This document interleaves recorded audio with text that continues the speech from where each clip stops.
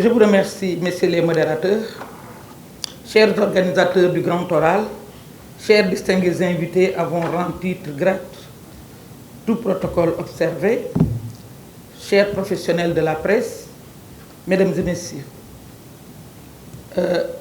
permettez-moi de saluer les hautes personnalités que j'ai trouvées sur place, que je pouvais énumérer, mais par souci de temps, ils savent quel sentiment je nourris à leur endroit.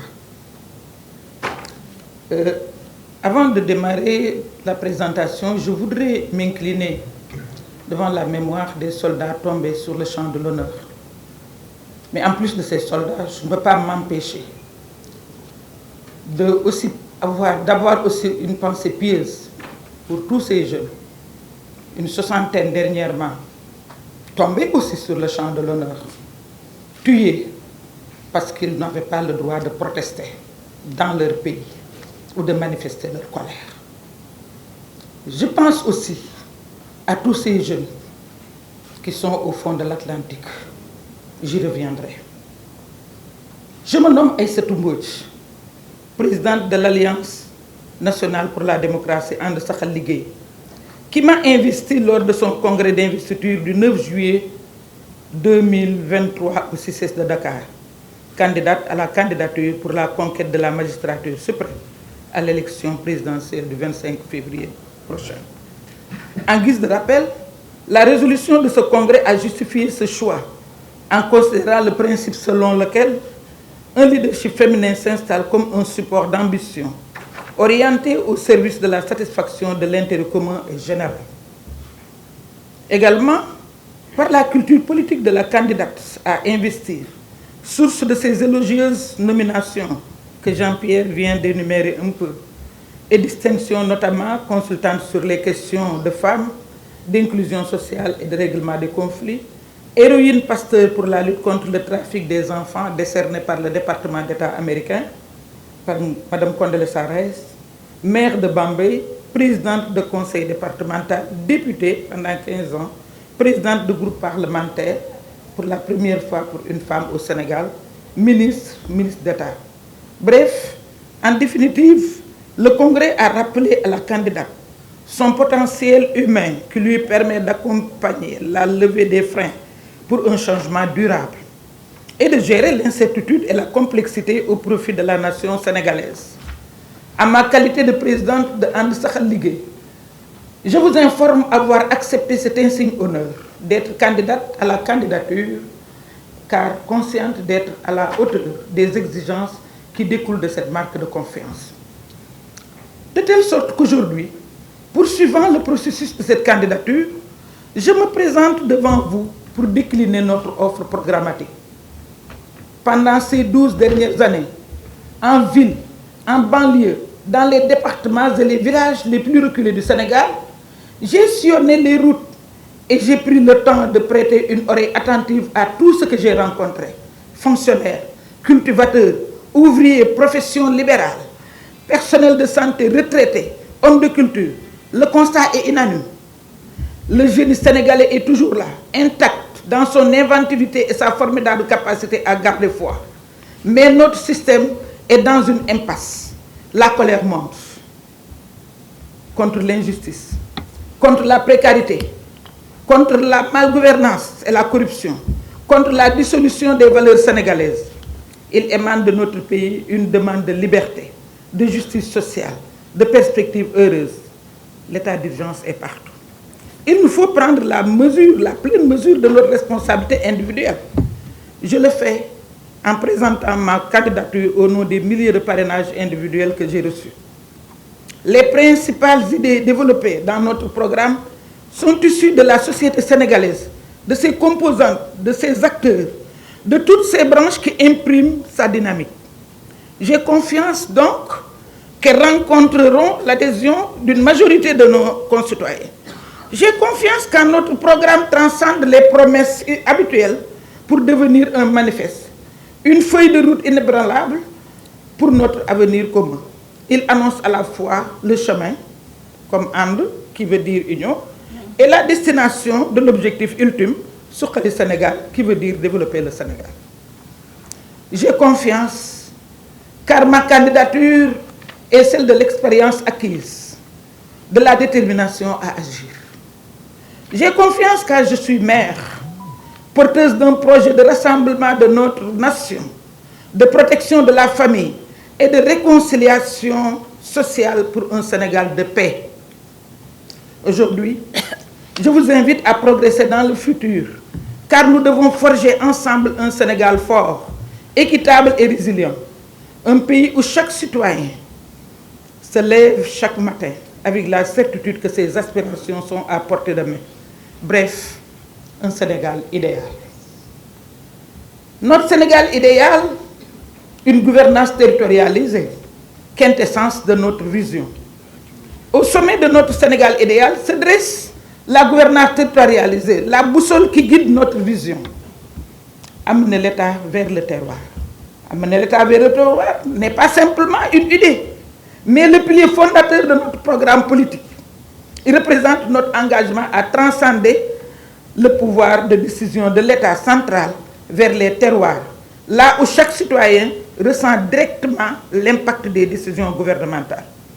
La participation active des citoyens dans la prise de décision sera encouragée à travers les consultations publiques, les forums communautaires et des plateformes en ligne. Nous créerons des espaces où chaque voix compte. La transparence et l'accessibilité seront les piliers de notre engagement envers la reddition des comptes. J'ai parlé tout à l'heure des contrats, de la voix qui compte. Pour gagner du temps, je ne vais pas détailler, peut-être j'y reviendrai avec les questions qui me seront posées. Mais je voudrais dire là, en parlant des contrats signés entre les entreprises et les collectivités, que j'aborde la RSE. La RSE pour moi est devenue obsolète. Nous allons renégocier tous les contrats. Et je suis pour le partenariat, non pas win-win, mais pour le business économie, l'économie du business. Notre Sénégal idéal, un pouvoir judiciaire fort. Dans notre quête pour bâtir notre Sénégal idéal, nous plaçons la justice au cœur de notre vision. Un pouvoir judiciaire indépendant, transparent et digne de confiance est essentiel pour l'édification d'un état de droit. L'état de droit, l'état de droit. Ces temps-ci, on m'identifie à l'état de droit parce que c'est devenu fréquent dans mon langage. L'état de droit est absent aujourd'hui au Sénégal. C'est pourquoi, dans notre programme, nous proposons des réformes en 3 axes. L'indépendance individuelle du magistrat. Pour garantir l'indépendance individuelle du magistrat, nous nous engageons à réformer, par exemple, le mode de nomination du procureur de la République, qui est très puissant, qui choisit ses juges. Nous introduirons la possibilité d'appel à candidature. Nous y reviendrons aussi. De plus, nous appliquerons la règle de l'inamovibilité avec vigueur, encadrant strictement la notion de raison de service. Nous énumérerons précisément les cas où cette mesure peut être appliquée, garantissant ainsi que les magistrats puissent exercer leurs fonctions sans crainte de représailles injustifiées. Le deuxième axe, c'est l'indépendance structurelle du pouvoir judiciaire. La réforme du Conseil supérieur de la magistrature sera un pilier de notre engagement en faveur de l'indépendance structurelle du pouvoir judiciaire. Le président de la République ne siégera plus dans le Conseil supérieur de la magistrature. Nous introduirons une motion démocratique en permettant l'élection de 50% de ses membres et la représentation d'autres segments de la société, avocats, universitaires, membres de la société civile. Je serai très rassuré. Ce n'est pas parce que Ngouda Mboup est là si je trouvais Ngouda Mboup dans le Conseil supérieur de la magistrature.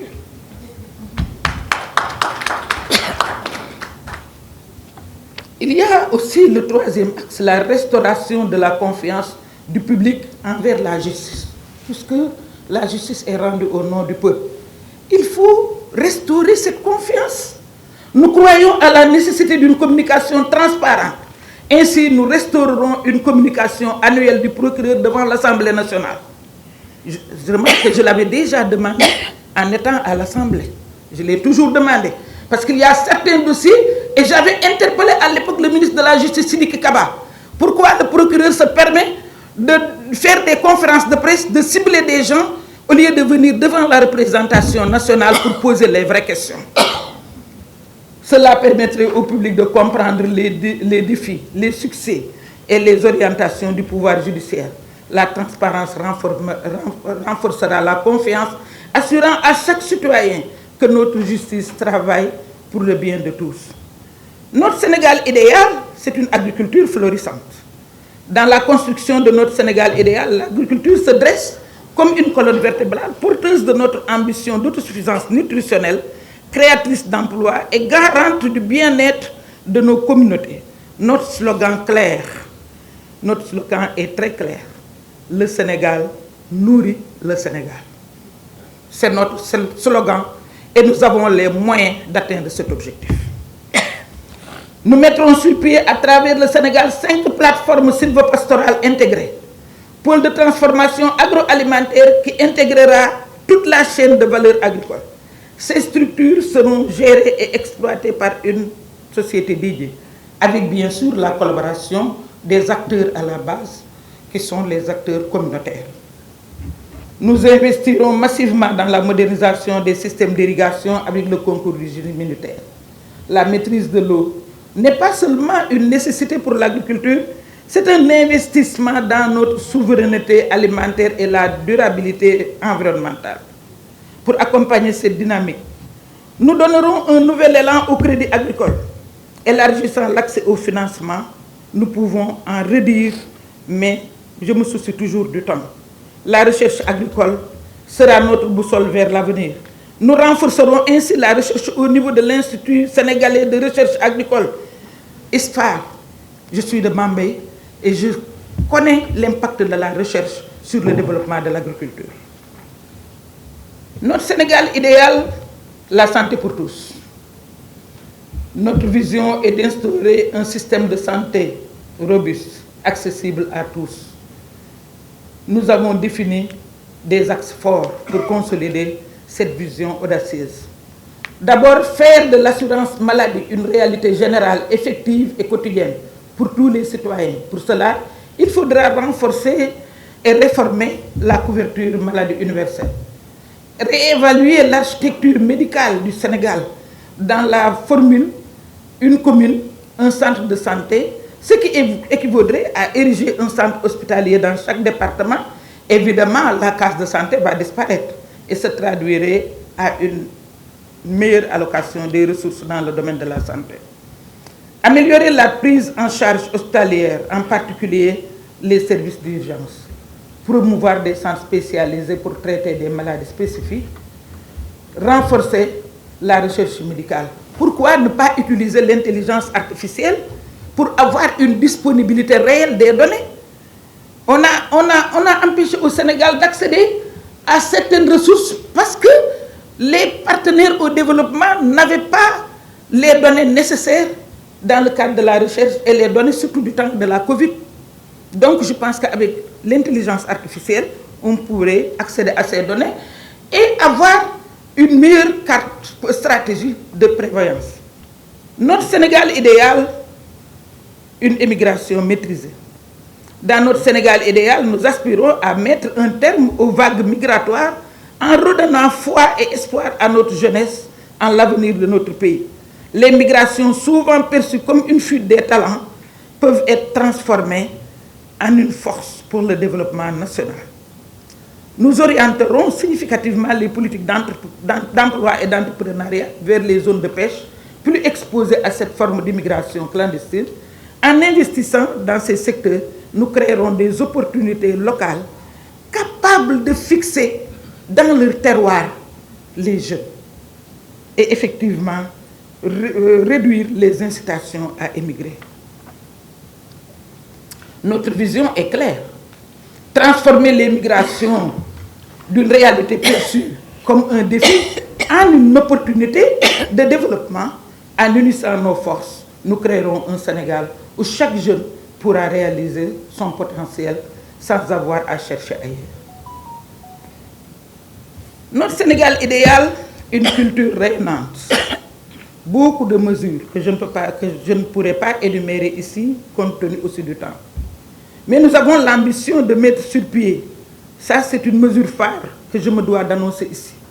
Donc, nous avons cette ambition de mettre sur pied une grande plateforme cinématographique avec des studios de production modernes financés par des montages partenariats public-privé, PPP.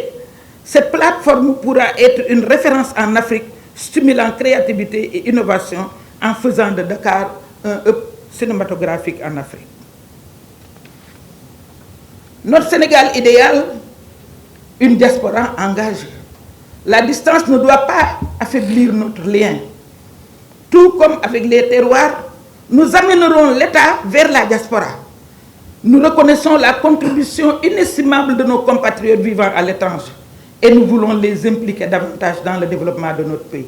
Pour cela, notre mesure phare, là aussi, consiste en la mise sur pied de la Banque souveraine du Sénégal, BSDS, une institution financière dédiée à la diaspora et qui connectera chaque membre de notre diaspora au cœur battant de notre nation. Cette banque financée par la diaspora elle-même sera présente dans le monde entier. Elle facilitera toutes les opérations et projets de la diaspora, que ce soit dans les pays de résidence ou en direction du Sénégal. Elle offrira également des services spécifiques, tels que l'assurance décès pour le rapatriement de corps et le soutien aux projets immobiliers au Sénégal. Notre Sénégal idéal, une éducation transformative. Dans notre Sénégal idéal, l'éducation est la pierre angulaire. Votre serviteur est enseignante et restera toujours enseignante. Donc la pierre angulaire sur laquelle reposera notre avenir commun. Nous sommes résolus à armer chaque citoyen sénégalais des compétences nécessaires pour relever les défis d'un monde en pleine mutation. Voici comment nous comptons transformer le paysage éducatif au Sénégal. Dans les 2 prochaines années, nous mettrons en œuvre des plans d'action concrets pour éradiquer les abris provisoires. Je l'avais réussi à Bambey. Dans ma profession de foi à Bambey, j'avais promis que pendant les 5 ans, il n'y aura plus d'abris provisoires et je l'ai réussi. Pourquoi pas au Sénégal? L'éducation de base sera gratuite et obligatoire. Nous croyons fermement que chaque enfant a le droit à une éducation de qualité et cela facilitera l'accès à l'éducation. Nous introduirons bien sûr l'enseignement des langues locales parce que comme vous le savez, les chercheurs l'ont dit, les enfants ont un problème de cognition. Il faut comprendre d'abord dans sa langue maternelle, compte tenu de la culture, de la civilisation et de tout ce qu'on pourrait attendre de nos langues. Donc, ce sera systématique l'introduction des langues nationales. Notre Sénégal idéal, un tissu industriel revitalisé. Dans notre Sénégal idéal, avant d'aller à l'industrie, je voudrais annoncer aussi une mesure forte pour l'enseignement. Pour moi, il n'y aura pas de déperdition. Parce que déjà, après le cycle moyen, si l'enfant ne devait pas franchir le BFM, on l'amènera à la formation professionnelle. Parce que tout à l'heure, je parlerai des entreprises avec les champions d'entreprise. L'État va s'impliquer pour les aider au niveau des taxes et autres. Mais ces entreprises, en retour, prendront en charge ces enfants. C'est-à-dire, dans le domaine industriel, l'enfant va subir une formation qui va lui permettre, déjà dès le BFM, d'être sur le marché. Et vous verrez, ça va réduire aussi l'immigration clandestine, parce qu'il n'y aura pas de chômage. Les étudiants qu'ils vont parrainer, les accompagner, leur offrir des stages pour effectivement ensuite les employer. Parce que c'est ça, c'est des genres de ristournes qu'ils vont donner à l'État, qui va les appuyer au niveau des taxes, comme mon mentor l'avait fait, Abdoulaye Wade. Lors de la dernière période, il avait réduit drastiquement les impôts des entreprises pour leur permettre d'être effectivement performantes. Notre Sénégal idéal se porte vers un tissu industriel revitalisé. Dans notre Sénégal idéal, l'industrialisation est le moteur qui propulsera notre nation vers de nouveaux sommets de prospérité. Nous avons élaboré une vision ambitieuse pour revitaliser le tissu industriel de notre pays, en faisant de l'industrie un pilier incontournable de notre économie. Voici notre engagement envers une industrialisation riche. Notre premier objectif est de revitaliser nos industries en identifiant des secteurs prioritaires par l'élaboration d'une stratégie industrielle à long terme. Nous allons concentrer nos efforts sur les secteurs de production de matières premières afin de créer des chaînes de valeur allant du secteur primaire au tertiaire. Je ne ferai pas comme le président Macky Sall, parce que la transformation structurelle de l'économie qu'il avait annoncée effectivement dans son PSE devait aller vers effectivement le développement du secteur primaire pour aller vers le secteur secondaire, mais on ne l'a pas vu, il n'y a pas d'impact sur l'emploi de la jeunesse et autres. Cette approche stratégique nous permettra de tirer parti de toutes les étapes du processus de production. Nous mettrons en place une politique audacieuse de promotion de champions, c'est ce que j'annonçais tout à l'heure, sénégalais, dans des secteurs clés. Ces entreprises seront nos ambassadrices économiques, rayonnant à l'international et ayant une dimension sous-régionale. Notre Sénégal idéal pour l'emploi, donnons des ailes à nos aspirations. Nous croyons en un Sénégal où chaque individu a les moyens de réaliser ses aspirations sociales.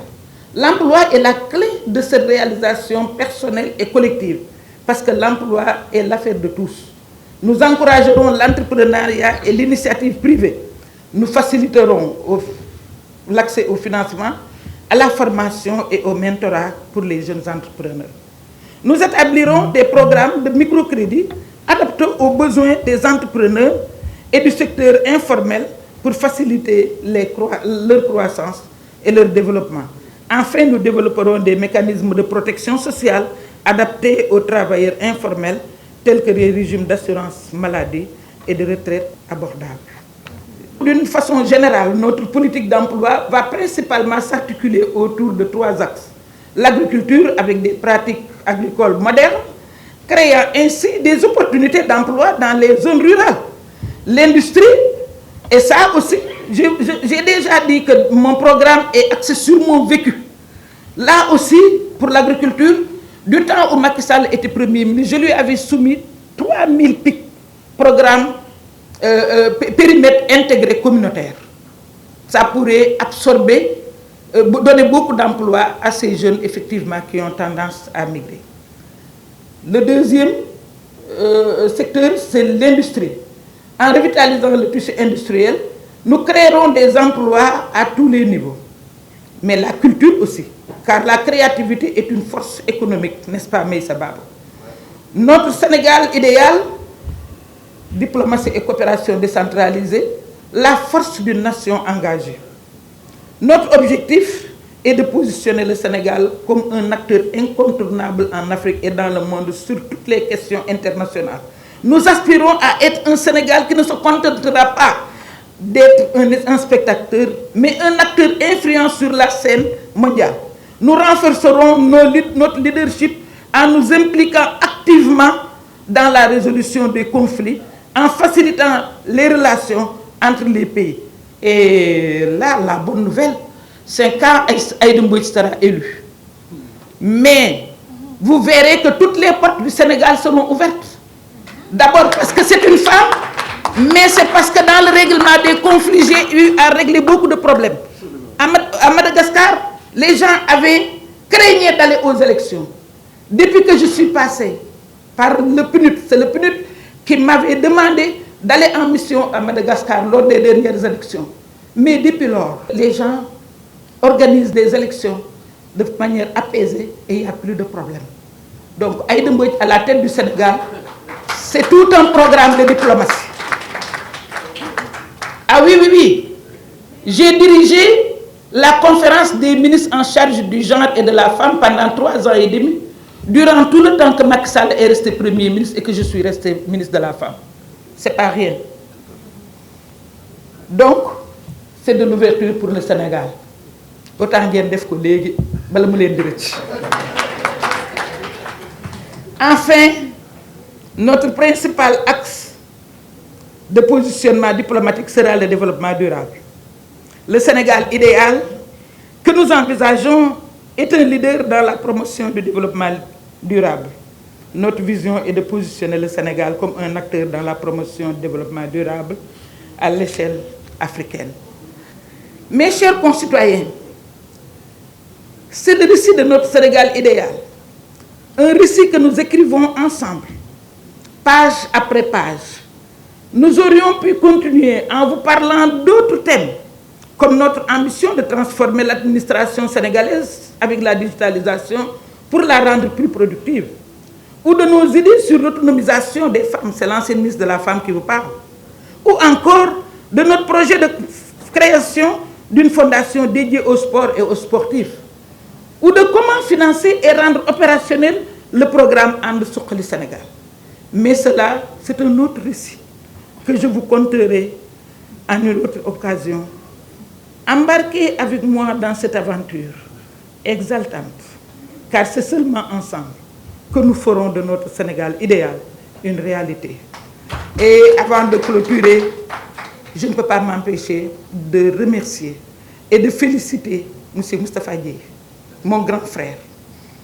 Il fait la fierté de notre terroir, le Bawal. Je suis disponible à chaque fois qu'il me le demande. On aura d'autres occasions d'aborder d'autres thèmes et de reparler de notre programme. Merci à toi, Moustapha, et félicitations. Vive le Sénégal, vive la République. Je vous remercie. Pour votre information, avant d'intégrer la société civile, je m'étais lancé en politique à Bambey, mais c'est elle qui m'a chassé. C'est comme ça que je fais avec les hommes. À chaque fois qu'un homme vient, je suis obligé de le tourner à la société civile. Oui, oui. C'est Pape Ali qui m'avait donné ce nom. Donc nous remercions Madame la Présidente Aïda Mbodj. Vous nous avez présenté un programme avec un fort plaidoyer, mais avec des propositions concrètes qui partent d'une sorte de rupture épistémologique en matière de territorialisation de nos politiques publiques. Vous avez parlé d'une rupture Vous avez parlé d'une gouvernance territorialisée en passant par une agriculture florissante avec un slogan novateur, le Sénégal nourrit le Sénégal. Il me semble que ce programme est la synthèse de vos différentes activités au plan gouvernemental, au plan parlementaire en tant que député. Donc c'est la synthèse de vos différentes activités, des responsabilités que vous avez au Sénégal. Parce que quand vous parlez de la justice également, vous faites une proposition très novateur, la réforme du Conseil supérieur de la justice, du Conseil supérieur de la magistrature, à travers ce qu'on appelle restaurer une confiance entre la justice et les justiciables. Vous avez également parlé d'une éducation transformative avec un axe majeur, c'est ce qu'on appelle la réduction des abris provisoires. Madame la ministre, vous pouvez profiter de cette occasion pour vous dire... Pas la réduction, mais l'éradication. L'éradication totale. Ce qui m'étonne, c'est qu'il y a peut-être une discrétion. Hein. Tous les ministres qui sont passés à la tête de ces ministères ont eu des propositions de Sénégalais qui leur ont dit qu'il est possible de réduire de manière assez drastique les abris provisoires, parce qu'il y a des Sénégalais qui ont l'expertise. Les salles de classe coûtent, une salle de classe coûte en moyenne 6 millions. Une salle de classe, 6 millions. Alors qu'il y a un consortium de Sénégalais qui peuvent construire des salles de classe à plus de 1 500 000, 1 700 000 francs. Les gens se demandent, mais pourquoi ces propositions n'ont pas été acceptées? Donc il y a des problèmes. Et je pense que c'est des problèmes que vous devez prendre en compte. Et je vous propose de rencontrer ces gens. Avant de m'assimiler aux autres, il fallait me demander comment j'ai fait pour éradiquer les abris provisoires à Bambey. D'accord. Donc je vous propose de rencontrer ces gens. Parce que chaque ministre a sa manière de faire. Moi, je l'ai réussi à Bambey en tant que maire. D'accord. Donc moi, je vous propose de rencontrer peut-être ces Sénégalais-là. Oui. Et peut-être discuter avec eux. Et peut-être en fin de compte, vous avez plaidé pour un secteur privé actif qui crée de l'emploi, mais également qui crée de la richesse. Je vous remercie. Merci, Madame Aïssatou Mbodj.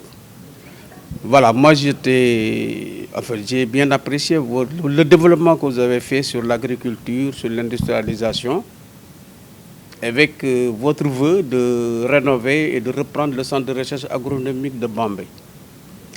Parce qu'on ne peut pas concevoir une agriculture où la recherche est laissée de côté. Bon, je suis de votre avis. Mais vous avez aussi, vous savez quand même que dans notre pays, nous avons une agriculture qui n'est pas une agriculture pérenne, c'est-à-dire que vous avez une agriculture qui est intermittente. Quel est votre projet pour permettre à l'ensemble des paysans du Sénégal de pouvoir avoir l'eau à disposition pour pouvoir faire des cultures en toute saison? Mon second souci, c'est que ce développement de l'agriculture ne peut pas se faire sans une production suffisante d'engrais. Alors, ma question est la suivante. Avec Abdou Diouf, nous avons eu la chance de mettre en place au Sénégal une usine d'engrais, dont la production était même supérieure aux besoins du Sénégal. Et cette usine d'engrais faisait de l'exportation et avait un chiffre d'affaires de 130 milliards par an en devises, qui permettait quand même de bien équilibrer la balance commerciale du Sénégal. Aujourd'hui, cette entreprise n'appartient plus au Sénégal. Et la preuve la plus palpable, c'est que dans les programmes agricoles, nous voyons que les engrais arrivent aux paysans au mois de septembre des fois. Alors qu'avant, le programme d'engrais du Sénégal était exécuté par les ICS à partir du mois d'avril. Et l'engrais était disponible pour le gouvernement qui pouvait maintenant le distribuer aux paysans. Aujourd'hui, cette entreprise n'est plus propriété du Sénégal. De la mine jusqu'à la production d'acide phosphorique et d'engrais. Donc, je crois que cette concentration verticale qui est maintenant aux mains des Indiens, est-ce que dans votre programme, vous envisagez de reprendre cette unité industrielle pour pouvoir booster notre agriculture? Dans le développement de l'agriculture, je sais de quoi je parle et je suis très à l'aise dans ce domaine. La recherche est indispensable. Non seulement nous n'avons plus le temps, la pluie a ses caprices. Or, il y a des hommes sénégalais, des Sénégalais aujourd'hui, qui ont la possibilité de nous donner la recette, c'est-à-dire de nous donner des semences qui font par exemple 20 jours, des semences qui donnent des résultats pendant 25 jours, des semences qui peuvent contourner les caprices de la pluie. Or, on ne met pas à contribution la capacité, l'expertise de ces hommes. C'est ça notre drame. Vous allez à l'ISFAR, vous verrez beaucoup de politique, mais vous ne verrez pas les ingénieurs dont l'expertise devait être mise en valeur. Je connais un homme qui a donné son nom à une espèce d'arachide parce qu'il avait prouvé par la recherche que cette espèce d'arachide pouvait, dès l'ensemencement, n'avait nécessité que 20 jours pour effectivement être récolté. Cet homme, c'est le père de mes enfants. Et la variété porte son nom, Alioune Mbaye. Donc je sais l'impact de la recherche sur le développement de l'agriculture. Pour l'eau, j'ai parlé tantôt de la maîtrise de l'eau avec le génie militaire. Mais le génie militaire, et nous avons besoin de ça. Il y aura, parce qu'avec les plateformes agro-silvopastorales, où il y aura en même temps l'agriculture, l'élevage, la pêche, nous aurons l'aquaculture, nous aurons besoin de beaucoup d'eau. Nous aurons à mettre en place des forages avec la contribution de pédologue qui va nous dire quelle semence pour quel type de sol. Mais il y a la possibilité de faire des ouvrages pour drainer aussi des eaux parce qu'il faut être ambitieux. Maintenant, pour les ICS, mais vous prêchez en convaincu. On l'a vendu d'ailleurs, vous devez m'écouter à l'Assemblée nationale. J'ai plaidé pour la reprise des ICS. Les Indiens ont recouvré leur investissement 1 an après. Et aujourd'hui, ils n'ont plus besoin d'exporter. Ce qu'ils font, c'est qu'ils utilisent les phosphates et l'engrais pour leur propre culture. Alors que nous, au Sénégal, nous importons de l'engrais qui peut venir quand? Compte tenu de l'évasion de nos devises, compte tenu de tout ce qui nous arrive comme valeur en important. Mieux, les Indiens sont aujourd'hui Les Indiens aujourd'hui sont en train de tutoyer les Sénégalais. Ils ne respectent pas les moindres règles de l'OIT. Ils ne recrutent pas les chauffeurs des Sénégalais. Ils ne recrutent pas le personnel subalterne sénégalais. Aujourd'hui, les Indiens sont assis sur la contribution de 2057 cadres qui avaient mis leur argent dans l'investissement. Ils ont recouvré leur investissement, ils ont recouvré leur avoir, ils font des bénéfices faramineux et ils ne veulent pas rembourser. Donc, je ne peux même pas attendre le 3 avril. Dès le 2 avril au soir, Monsieur Ngom, je vous demande officiellement ici et là de venir me rappeler le dossier des ICS. J'étais dans cette entreprise où on était 2500 employés. À partir de 2006, quand les Indiens sont venus, aujourd'hui, il n'y a aucun retraité qui est remplacé. Et comme les travailleurs s'étaient battus et ils sont parvenus à obtenir une indemnité de départ pour fidélité qui était de autant d'années vous faites aux ICS, c'est-à-dire la prime de fidélité. Ce que vous pouvez faire, hein? C'est parce que les programmes que nous exposons, si ça vous convient, mais vous devez soutenir ce candidat. Parce que vous êtes sûr que ce candidat ira avoir la satisfaction de vos préoccupations. Voilà, non, c'est l'intérêt de ces gens. Je vous félicite, Madame la Présidente, pour la pertinence de vos propos. Vous avez parlé en tant que femme, c'est un leadership vraiment transformationnel. On sent la femme, l'affection, le sentiment, parce que tout tourne aujourd'hui, dans l'actualité, autour de la jeunesse, de l'immigration clandestine, triste, le triste sort de ces jeunes, etc. Donc vous en avez bien parlé et vous leur avez donné un point important dans votre programme. Maintenant, moi, je voudrais vous poser une question. Vous avez dit emmener l'État vers les terroirs. Je n'ai pas compris. Est-ce une déconcentration, ce qui veut dire que vous allez renforcer les autorités déconcentrées au niveau local, ou bien est-ce que vous voulez parler d'une vraie décentralisation? Et ça me tient à cœur. Pour avoir participé à l'élaboration des textes de 1996 et pour avoir vu avec beaucoup de tristesse que tous ces travaux ont été relégué au second plan pour un nouveau texte, la loi de 2013-10 du 28 décembre 2013 portant code des collectivités territoriales qui en fait va parcelliser le pouvoir avec une communalisation intégrale. Est-ce qu'on peut aujourd'hui porter le développement des terroirs avec ce nombre pléthorique de collectivités locales? Cela me pose problème. Merci. Je suis en train, en amenant l'État vers le terroir, de vouloir créer des opportunités pour fixer ces jeunes sur le terroir. Fixer ces jeunes dans le terroir, leur offrir des opportunités, je pense que c'est l'une des solutions de l'immigration clandestine. Pour la décentralisation, je me dois de vous avouer que ça a un rapport avec ma thèse de doctorat, la gouvernance territorialisée, modèle de développement des terroirs. C'est ma conviction et je peux me l'expliquer.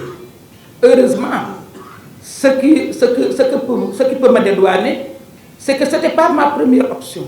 Ma première option, c'était la relation internationale, l'impact du terrorisme sur les relations internationales africaines. C'est quand le président Macky Sall m'a destitué de mes fonctions de présidente du conseil départemental de Bambey, que j'avais gagné devant 2 de ses ministres en fonction, quand il a confisqué les suffrages des Bambeyois, quand il m'a vendu la force, quand d'autorité, alors que j'avais déjà démissionné, il m'accuse de cumul pour prendre en disant que oui, ça c'était un sens interdit, mais l'année dernière, il était passé par là, donc il est passible de sanctions. C'est cette théorie qui m'a révolté. Je suis revenu vers mes professeurs pour leur dire que je vais changer de sujet. Je ne vais pas me battre dans la rue. Je ne vais pas demander à mes jeunes de brûler des pneus, mais je vais me battre sur le terrain académique. C'est ainsi que j'ai choisi cette nouvelle formule en dénonçant l'État jacobin, en dénonçant l'État qui caporalise le pouvoir local donné par les suffrages des populations à la base pour faire des vengeances, pour faire des règlements de compte, alors que j'avais toutes les raisons d'aller sur les plateaux. Je peux vous en raconter d'autres histoires qui montrent qu'il l'a fait exprès et je devais lui apporter la contradiction au niveau académique. C'est pourquoi j'ai accepté, j'ai travaillé autour de cette thèse. Donc mon souci, c'est de faire descendre le pouvoir aux populations. C'est de donner la possibilité aux populations de dire ce que disent les Wolofs. Moi, je suis sûr qu'au niveau de l'école Sakoura Badiane de Bambey, je peux dire quelque chose avec le délégué de quartier. Avant de dire quelque chose, parce que j'habite Escale, le délégué de quartier peut me dire des choses que j'ignore. Je suis sûr que les politiques que nous aurons besoin d'élaborer, nous les élaborerons avec les acteurs à la base. Je suis sûr que l'État, en descendant le budget, j'ai fait 15 ans à l'Assemblée. J'ai évalué pendant 15 ans le budget du Sénégal. Je sais que le Sénégal a des opportunités, je sais que le Sénégal a des ressources, et nous en attendons. Est-ce que nous allons laisser l'État central prendre ses ressources issues du pétrole, les consommer, donner à la famille, à la belle famille, prendre des billets d'avion, faire ce qu'ils veulent, laisser des populations en rade? Jusqu'à quand?